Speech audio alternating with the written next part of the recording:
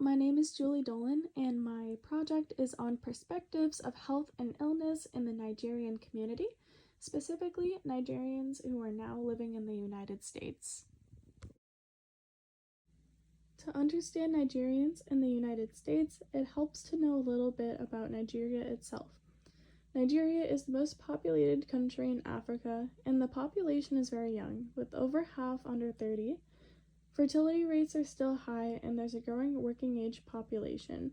At the same time, a lot of highly educated Nigerians leave the country to study or work in places like the United States, the United Kingdom, and Canada.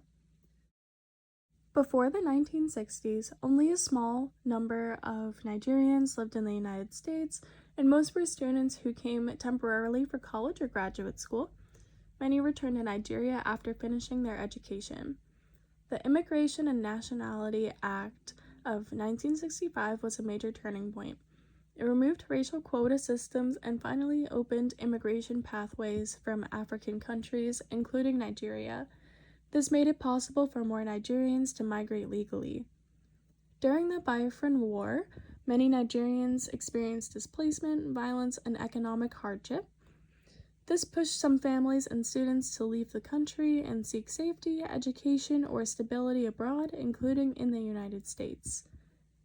In the 1980s, Nigeria faced economic decline, inflation, and fewer job opportunities, which caused more students and skilled professionals to seek opportunities abroad. By the 1990s, immigration continued to rise as family reunification and legal visas made it easier for families to settle permanently rather than temporarily. Today, Nigerians are one of the largest African immigrant groups in the United States and one of the most highly educated immigrant communities overall. During the 1990s, Nigerian immigration continued to grow as more families reunited through family-sponsored visas. This helped build strong Nigerian communities in cities like Houston, Dallas, New York, Washington, D.C., and Maryland. These areas became the main hubs of Nigerian American life in the United States. By the 2000s, Nigerians were widely recognized as one of the most highly educated immigrant groups in the country. Many arrived as college or graduate students or as professionals in fields like nursing, healthcare, engineering, technology, and academic research. This period is really when the Nigerian American professional presence started to expand. In more recent years, the Nigerian-born population in the United States has continued to grow, and so has the second generation, children born here to Nigerian immigrant parents. Nigerian Americans have become more visible in areas like medicine, entertainment, sports, politics, and business. Today, the community is one of the fastest growing American immigrant groups in the United States. In many Nigerian cultures, health isn't separated into physical and spiritual categories. They believe everything is connected: your body, your family, the community, and even the ancestors. In Igbo culture, life, called Ndu, is seen as the highest value, and health is a result of living in harmony with everything around you. So, if someone becomes sick, the explanation isn't always just medical. It might also be linked to a spiritual imbalance, a broken relationship, or a cultural taboo. Illness can be seen as a warning that something needs to be restored socially or spiritually. This worldview shapes how people make decisions about treatment, whether it's through prayer, herbs, traditional healers, or Western medicine. In many Nigerian communities, when somebody becomes sick, especially with seizures or mental health symptoms, people may first think about the spiritual causes rather than just physical ones. Illness can be linked to other things like curses, witchcraft, or breaking cultural expectations. Mental health especially carries a lot of stigma. Conditions like depression or anxiety may be seen as spiritual weakness or punishment, instead of something that can be treated with therapy or medication. Because of this, many people turn to pastors, imams, or traditional healers before seeking medical or psychological care. So, spiritual explanations became a major part of understanding sickness, and the stigma around discussing mental health can prevent people from getting professional help. Herbal medicine has a really long history in Nigeria, and it's still used today in both big cities and small villages. One of the most common treatments is agbu, which is a mix of herbs boiled together. People use it for very common illnesses like malaria, stomach issues, or for general body cleansing. These remedies include bitter leaf, ginger, neem leaves, aloe vera, and even plant roots and bark. They're seen as natural, familiar, and sometimes safer than pharmaceutical drugs. These practices are usually passed down through parents and grandparents, so there's a strong cultural trust in them. What's interesting is that many Nigerians continue using traditional herbal remedies after moving to the United States. Sometimes they mix them with Western medicine, and they don't always tell doctors about it. That can be both helpful and risky, depending on how the herbs interact with other medicines.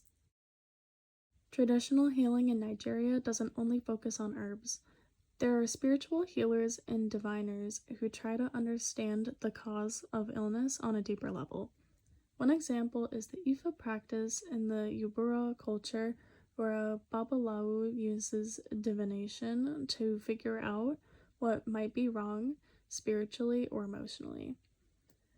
There are also rituals, prayers, and ancestor veneration, which come from older traditions. At the same time, Christianity and Islam are very strong in Nigeria, so prayer, fasting, and anointing oil are also common healing practices. What makes Nigerian healthcare unique is that people don't usually choose just one system. It is common to mix all of them together, going to the hospital, using herbs, and also asking a pastor or imam to pray. Religious leaders and elders often guide families on where to seek treatment, so belief and community play a big role in health decisions. This shows how physical treatment and spiritual guidance are connected in everyday life. In the United States, Nigerians are often counted under the general Black/African American label, but this hides important cultural and health differences. Research shows Nigerian immigrants can have high rates of hypertension, diabetes, and obesity, some of which begin before migration because these chronic diseases have become more common in Africa. After moving to the United States, diet and lifestyle changes can increase these risks even more. Many immigrants gain weight quickly in the first few years, which contributes to conditions like diabetes and high blood pressure. This is why it's important for the healthcare system to look at Nigerians as a unique group, not just part of one large category. Even when Nigerian immigrants want to get medical care in the United States, there are a lot of barriers. One of the biggest is cost. Healthcare and insurance can be really expensive and confusing to understand. Some immigrants don't qualify for insurance at all, especially if they are undocumented. Another challenge is that the United States healthcare system is complicated. There are referrals, forms, portals, and appointments that can be overwhelming to navigate, especially for somebody unfamiliar with it. Communication can also be an issue. Even if someone speaks English well, accents or medical terminology can lead to misunderstandings. Some patients also say they feel judged or not taken seriously because of stereotypes. All of these experiences can create mistrust and keep people from going back for follow-up care, which can make health problems more serious later. Research shows that Nigerian women experience a different kind of stress when they move to the United States.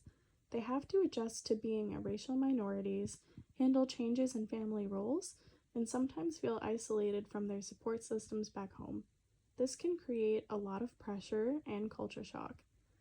Mental health challenges like depression may not be talked about openly because of stigma. Instead of seeking it as an emotional issue, it's often explained in spiritual or moral terms. That can keep women from seeking formal mental health care. Studies show that many Nigerian women cope by working hard, relying on their faith in God, and leaning on family or church communities. But a lot of women don't know what mental health services are available, or they don't feel those services understand their culture. So there's a need for more mental health resources that are culturally aware and supportive. And we have reached the end. These are my sources. Thank you for listening. I hope you were able to learn and understand more about Nigerian immigrants and their healthcare experiences.